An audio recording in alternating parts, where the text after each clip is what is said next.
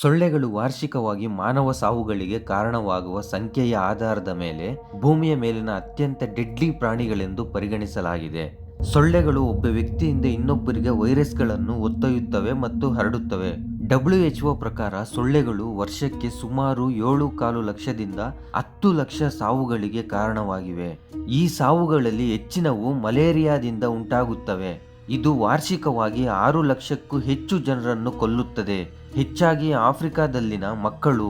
ಭಾರತದಲ್ಲಿ ಡೆಂಗ್ಯೂ ಮತ್ತು ಮಲೇರಿಯಾದಂತಹ ಸೊಳ್ಳೆಗಳಿಂದ ಹರಡುವ ರೋಗಗಳು ಕಳವಳಕಾರಿಯಾಗಿದ್ದು, ಸೊಳ್ಳೆಗಳನ್ನು ತಪ್ಪಿಸಲು ಕೆಲವು ಪ್ರಯೋಗ ಮಾರ್ಗದರ್ಶಿ. ನಿಂಬೆಹಣ್ಣು, ನೀಲಗಿರಿ ಎಣ್ಣೆಯಂತಹ ನಿವಾರಕಗಳನ್ನು ಬಳಸಿ. ಸೊಳ್ಳೆಗಳು ಕಪ್ಪು ಮತ್ತು ಕಡು ನೀಲಿ ಬಣ್ಣಗಳಿಗೆ ಆಕರ್ಷಿತವಾಗುತ್ತವೆ, ಆದ್ದರಿಂದ ಅವುಗಳನ್ನು ಕಡಿಮೆ ಬಳಸಿ. ಸೊಳ್ಳೆಗಳು ಮುಂಜಾನೆ ಮತ್ತು ಮುಸ್ಸಂಜೆಯಲ್ಲಿ ಹೆಚ್ಚು ಸಕ್ರಿಯವಾಗಿರುತ್ತವೆ.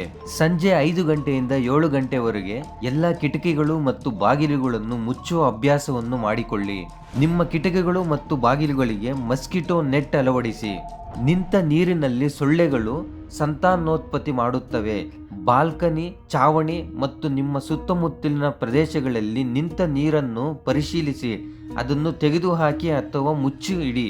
ಬೆಡ್ರೂಮ್ಸ್ನಲ್ಲಿ 15 ರಿಂದ 20 ನಿಮಿಷಗಳ ಕಾಲ ಕರ್ಪೂರವನ್ನು ಹಚ್ಚಿ. ಬಲವಾದ ಹೊಗೆಯು ಸೊಳ್ಳೆಗಳನ್ನು ಓಡಿಸಬಹುದು. ಒಣಗಿದ ಬೇವಿನ ಎಲೆಗಳನ್ನು ಸುಡುವುದು ಕೀಟಕಗಳನ್ನು ಹಿಮ್ಮೆಟ್ಟಿಸಲು ಒಂದು ಸಾಂಪ್ರದಾಯಿಕ ಹಳ್ಳಿಯ ವಿಧಾನ. ನಿಮ್ಮ ಪ್ರದೇಶದಲ್ಲಿ ನೀವು ಬಹಳಷ್ಟು ಸೊಳ್ಳೆಗಳನ್ನು ನೋಡಿದರೆ ನಿಮ್ಮ ಲೋಕಲ್ನಲ್ಲಿ ಫಾಗಿಂಗ್ ಅನ್ನು ವಿನಂತಿಸಲು ನಿಮ್ಮ ಸ್ಥಳೀಯ ಮುನ್ಸಿಪಾಲಿಟಿ ಅವರನ್ನು ಸಂಪರ್ಕಿಸಬಹುದು.